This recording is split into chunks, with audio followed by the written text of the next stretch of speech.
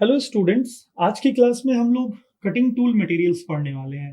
Cutting tool materials हम लोग इस वजह से पढ़ते हैं क्योंकि बहुत सारे वर्क पीसेस पे हमें काम करना होता है, मशीनिंग करनी होती है। तो डिफरेंट मटेरियल्स की डिफरेंट प्रॉपर्टीज होती है। किसी मटेरियल की हार्डनेस कम होती है, किसी की ज़्यादा होती है। कोई मटेरियल मैलिएबल होता है, कोई डक्टाइल होता है, कोई ब्रिटल होता है।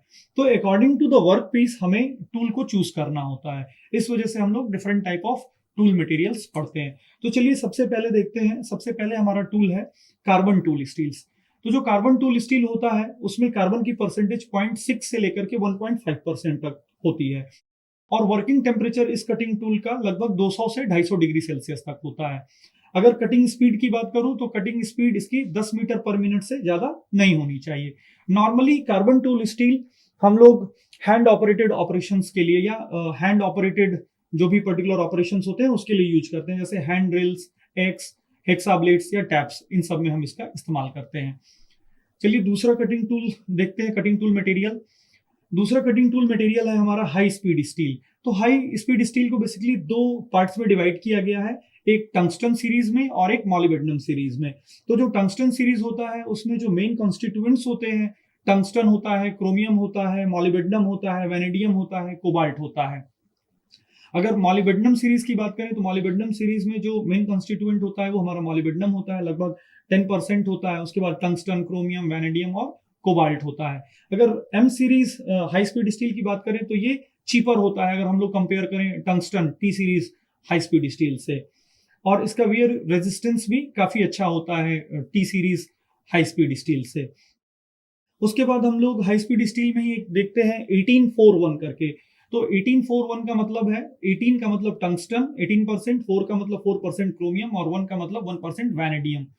तो इस पर्टिकुलर हाई स्पीड स्टील से हम लोग मिलिंग कटर्स पे काम करते हैं, या टैप्स पे काम करते हैं, या रिमर्स पे काम करते हैं।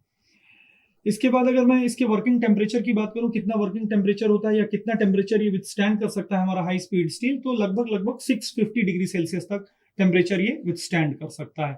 और कटिंग स्पीड की अगर बात करूं तो कटिंग स्पीड लगभग 30 मीटर पर मिनट से ज्यादा नहीं होनी चाहिए। इसके बाद बात करते हैं कास्ट एलॉयज की। कास्ट एलॉयज को हम लोग स्टेलाइट्स भी बोलते हैं। इसे बेसिकली हम लोग कास्टिंग प्रोसेस से प्राप्त करते हैं इस कटिंग टूल मटेरियल को। इसे हम लोग नॉन फेरस एलॉय भी कहते हैं। इसमें मेन रूप से, मुख्य रूप से इसमें कोबाल्ट 40 से 55% होता है, क्रोमियम 30 से 35% होता है और टंगस्टन 10 से 20% होता है। इसके अलावा इसमें कार्बन, टेंटेलम, मॉलिब्डेनम और बोरोन को भी मिलाया जाता है। नॉर्मली जो कटिंग स्पीड होती है इसकी, ये हाई स्पीड स्टील से ज्यादा होती है। इसके बाद बात करते हैं हम लोग अदर टूल मटेरियल की। तो सीमेंटेड कार्बाइड्स, सीमेंटेड कार्बाइड्स को हम लोग सरमेट्स भी बोलते हैं। ये बेसिकली सरमेट्स जो होता है हमारा पाउडर मेटलर्जी टेक्निक से बनाया जाता है। इसमें हम लोग टंगस्टन, टाइटेनियम, टैंटेलम कार्बन के साथ मिक्स करते हैं। इसके बाद बात करते हैं सिरेमिक्स की। सिरेमिक्स को हम लोग सीमेंटेड ऑक्साइड्स भी बोलते हैं। तो जो सिरेमिक्स है, सीमेंटेड ऑक्साइड होता है, ये भी हमारा पाउडर मेटलर्जी टेक्निक से ही बनाया जाता है, जो हमारा कटिंग टूल मटेरियल होता है।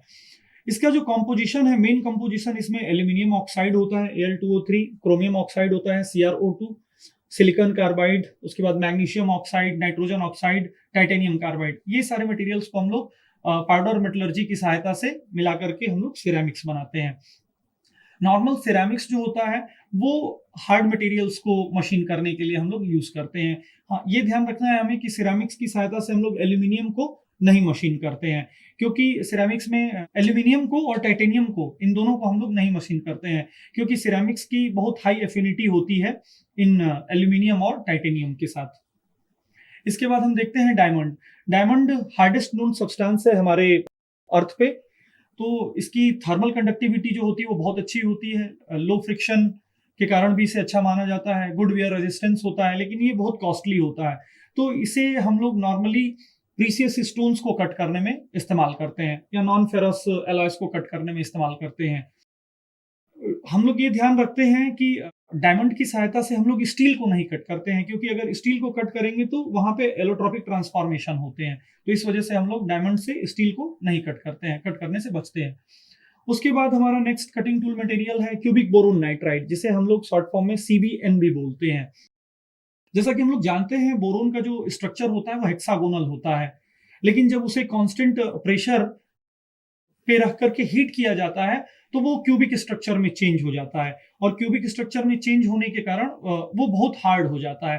तो नॉर्मली स्टील्स को कट करने के लिए या मशीन करने के लिए हम लोग क्यूबिक बोरोन नाइट्राइड का इस्तेमाल करते हैं। तो स्टूडेंट्स, आज की क्लास में हम लोगों ने 6 से 7 प्रकार के कटिंग टूल मटेरियल देखे, जिसमें सबसे पहला था हमारा कार्बन टूल स्टील। उसके बाद हम लोगों ने हाई स्पीड स्टील देखा, जिसमें 2 पार्ट्स होते हैं, टंगस्टन टी सीरीज और एम सीरीज। उसके बाद हम लोगों ने कास्ट एलॉयज देखे, जिसे हम लोग स्टेलाइट्स भी बोलते हैं। Then cemented carbide. उसके बाद हम लोगों ने सिरेमिक्स देखे, जिसको कि हम लोग सीमेंटेड ऑक्साइड्स भी बोलते हैं। उसके बाद डायमंड, और उसके बाद लास्ट क्यूबिक बोरोन नाइट्राइड।